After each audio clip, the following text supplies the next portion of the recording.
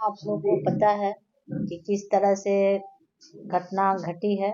और आज तो हम बहुत बड़ा ये चर्चा करने के बहुत बड़ा विषय भी नहीं है, क्योंकि सरकार में ये रोज घटनाएं घटती है।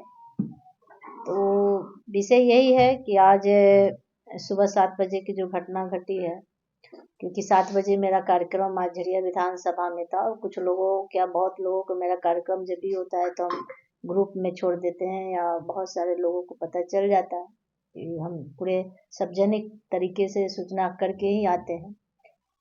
उस मंशा से अगर कहा जाए, या जिस मंशा से कहा जाए, जिस तरह से फुटेज कैमरा में दिख रहा है कि गाड़ी में बहुत सारे लोग बैठे हैं और 2 लोग उतरते हैं बकायदा पिस्टल के साथ, और हमारे चेम्बर को इधर उधर देखते हैं और फिर निकल जाते हैं।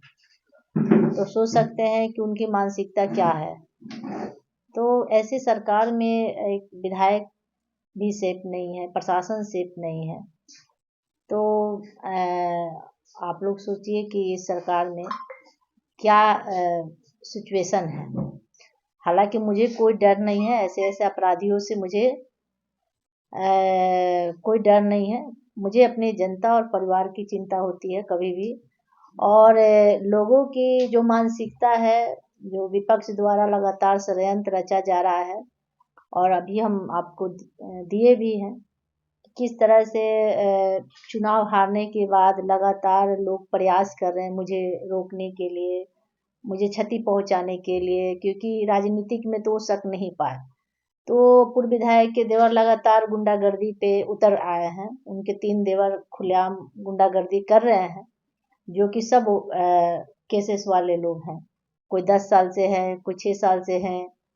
तो इस तरह से गुंडागर्दी, और कहीं ना कहीं सरकार का श्रेय मिल रहा है, प्रशासन का श्रेय मिल रहा है।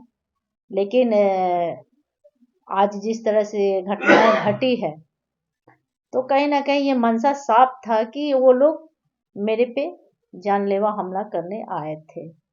तो मैं आप सबको बता देना चाहती हूँ कि ये इसके पीछे सीधा सीधी जो 10 साल से फरार चल रहे थे शशि सिंह थे, और एकलव सिंह थे,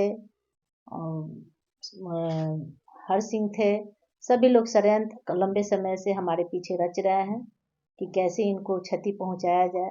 तो इस तरह से उन लोगों का लगातार प्रयास जारी है। और सीसीटीवी कैमरा आपको दिख रहा है, किस तरह से पूरा कैमरा आप लोग को दिखेगा कि 2 लोग कैसे आते हैं। पहले चेक करने के लिए आते हैं कि अंदर वो हैं कि नहीं है। तो वो लोग 2 लोग को पहले वो लोग गाड़ी से भेजते हैं। तो बाकी चीजें हम प्रशासन को दे चुके हैं। प्रशासन अब जांच का विषय है, प्रशासन क्या करती है वो हम लोग देखते हैं। फायरिंग की घटना हुई है क्या? हाँ, आगे एक स्टाफ रूम है, वहाँ कंप्यूटर कुछ अपना स्टाफ रखा है, उसमें जाकर उनको कुछ नहीं मिला तो स्टाफ रूम में जाकर फायरिंग करना, मतलब एक छोटा सा एक छोटी मानसिकता वाले लोग कहा जाए, और एक छोटा सा दहशत फैलाने का काम किया गया, और कोई बड़ी बात नहीं है। अगर किसी को लड़ना है तो हम तो बोलते हैं सामने से आके लड़िए, पीठ पीछे लड़ने से कोई फायदा नहीं है। कितनी फायरिंग हुई उसके बाद फिर अंदर इधर आए, क्या हुआ? कितनी फायरिंग हुई होगी? देखिए, जिस तरह से वहाँ के आसपास लोग बता रहे हैं कि 5 फायरिंग किया गया है, 5-6 फायरिंग किया गया है। दरवाजे पे, ज़मीन पे, दरवाजे पे लगातार 2-3 किया गया। और तो इसी तरह करके, और मतलब एक दहशत फैलाने का काम कितने किया लोग गया थे है। उस समय यहाँ पर आपके कार्यालय में? मेरे कार्यालय में अभी सफाई करके जस्ट वो लोग पीछे नहाने वहाने सफाई करके चले गया था, और एक गाली गलौज करके वो लोग हमको लगता है कि थोड़ा सा डर के पीछे से वो निकल गया। तो वो लोग था नहीं, सफाई करके और पीछे से ही। और एक तो बोला कि हम लोग अभी स्नान कर रहे थे, सफाई करके अभी कार्यालय मेरा 7 बजे 6 बजे खुल जाता है। मतलब घटना का समय ज्यादा लोग नहीं थे, 2 लोग ही थे। हाँ, और रोड पे जो लोग थे सभी लोग देखे हैं जी।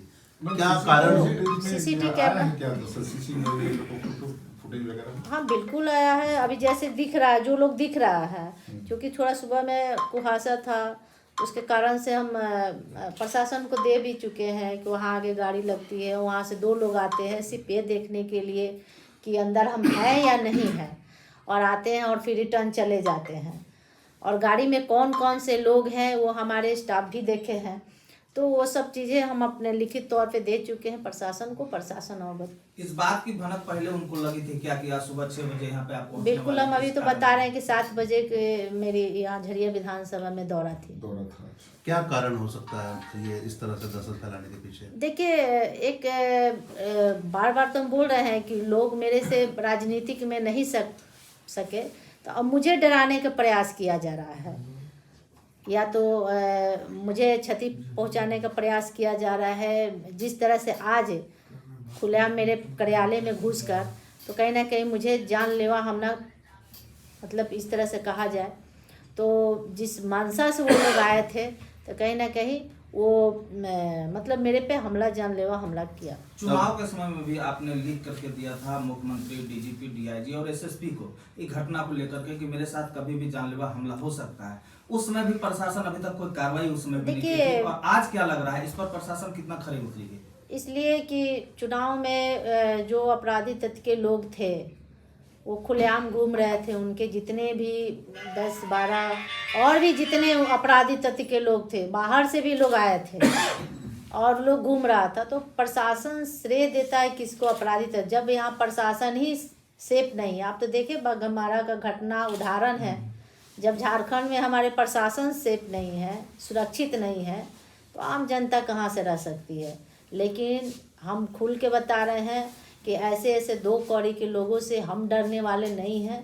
लड़ते रहेंगे, और चाहे कितना भी वो काम कर ले, कितना भी कुछ कर ले, उनके खिलाफ हम आवाज़ उठाते रहेंगे और लड़ते रहेंगे, और हर मोड़ पे हम संघर्ष करेंगे और हर मोड़ पे उनको मुंह तोड़ जवाब देंगे। अब चूंकि आप जनप्रतिनिधि हैं, तो किस प्रकार की कार्रवाई की मांग करते हैं? बिल्कुल मांग करेंगे, जहाँ तक जाना होगा जाएंगे। सरकार से मांग करेंगे कि ऐसे अपराधियों तत्व के लोगों पे अंकुश लगाना चाहिए। क्योंकि हम नहीं डरेंगे, लेकिन आम जनता को सुरक्षित रखना सरकार की जिम्मेदारी होती है।